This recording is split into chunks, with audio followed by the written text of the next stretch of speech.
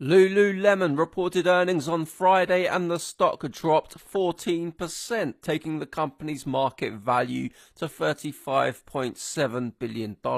With $2 billion of cash on the balance sheet and minimal debt, the enterprise value is $33.7 billion. Lululemon's 2024 results were solid, if not spectacular. Full-year revenues increased by 10% to $10.6 billion. Net income grew 17% to $1.8 billion, while free cash flow fell slightly to just under $1.5 billion. So Lululemon stock is now valued at 20 times earnings and 23 times free cash flow, which is right near the bottom of the company's historical range. Importantly, Lululemon is still on track to meet the ambitious targets it set in 2022.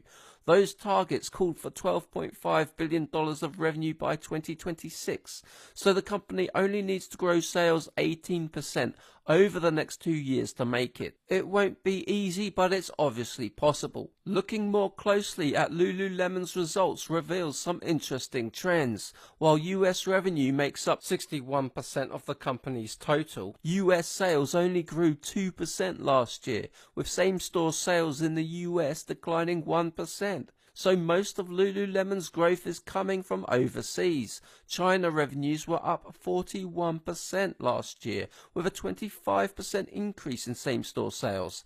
And the rest of the world grew 27%, with a 19% increase in same-store sales.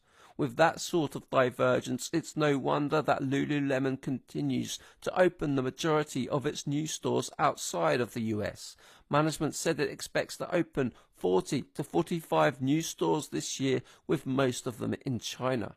That's not to say that Lululemon has given up on America. Management said that US sales were affected by a lack of newness, and as the company addresses that by rolling out new products, they expect growth to pick up.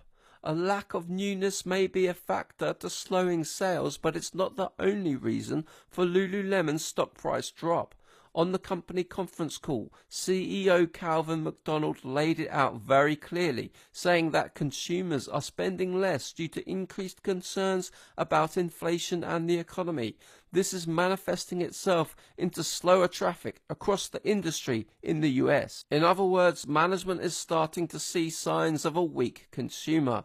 That's bad news for Lululemon, and it's bad news for other retailers like it.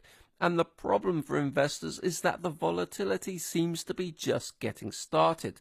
Lululemon is not the only retailer to call out weak consumer sentiment, and with economic pressure